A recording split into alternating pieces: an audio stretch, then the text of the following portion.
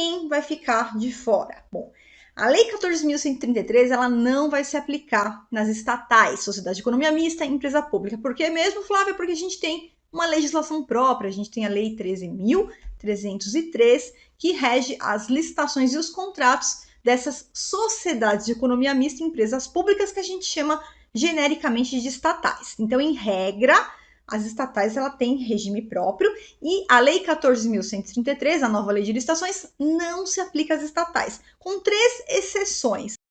Para receber mais vídeos e aprender a como se tornar um analista master de licitações, inscreva-se aqui no canal para você não perder nenhum dos conteúdos. Por quê? Exceções onde a própria Lei 14.133 trouxe a previsão que nesses 3 casos vai se aplicar a Lei 14.133 também nas estatais. Quais são esses 3 casos? Primeiro, disposições penais. Por quê? Antes a gente tinha, na própria lei de licitações, ali o que era considerado crime. Isso saiu da Lei 8.666 e foi a única parte que já foi revogada de imediato, a parte de crimes, né?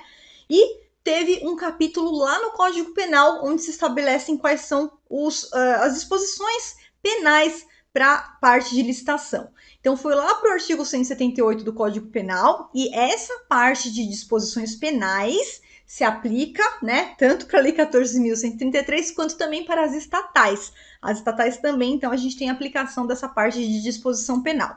Pregão, a mesma coisa. Por quê?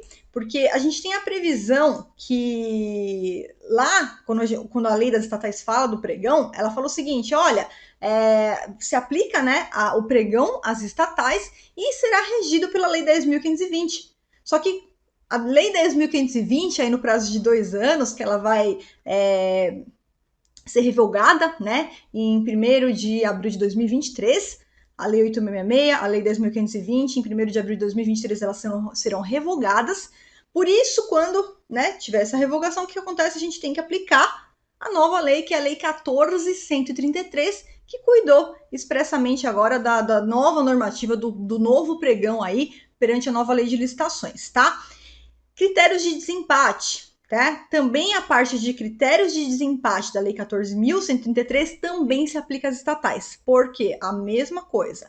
Porque lá na Lei das Estatais a gente tem uma determinação, né, que se aplicaria ali os critérios de desempate da 8.666. Só que a Lei 8.666, sendo revogada, né, ela vai ser substituída aí pela nova 14.133, que traz novos critérios de desempate. Então, a parte, recapitulando, em síntese aqui, a lei das estatais é a 13.303, não se aplica às estatais a 14.133, com 3 exceções.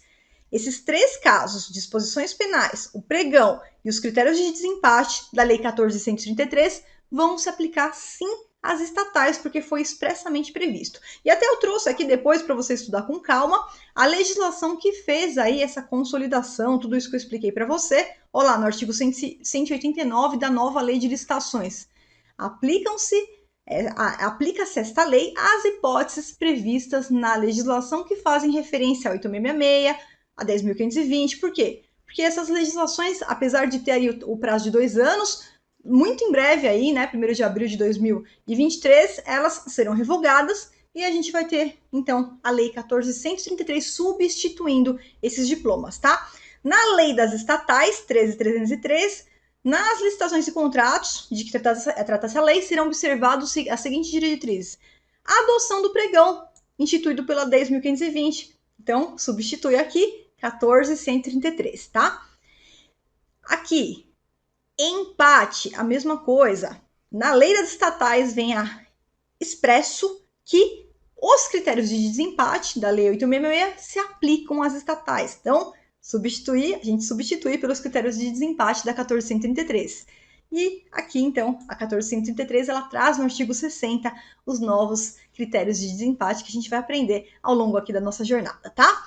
Bom, então, já visto aí a quem se aplica, eu não posso deixar de falar também dos fundos especiais. Então, às vezes surge uma dúvida, porque a própria Lei 14.133, ela traz a expressão que vai se aplicar, né, na administração pública e aos fundos especiais e demais entidades controladas direta e indiretamente pela administração pública. Então, o fundo especial, na verdade, ele não é um sujeito de direito, né? O fundo especial, eles são instituídos, né, para gerir recursos públicos. Então, na verdade, quem vai fazer a licitação é aquele sujeito que é encarregado por gerir o recurso ali do fundo. Fundo é como se fosse uma destinação de recurso, tá? Então, só para deixar isso claro, alguns autores entendem até como uma imprecisão jurídica fazer uma remissão aos fundos, porque o fundo não seria o sujeito de direito, mas só para você entender que quem faz a licitação é o sujeito encarregado por gerir o recurso daquele fundo, tá? E tem alguns casos especiais. Quais são esses casos especiais?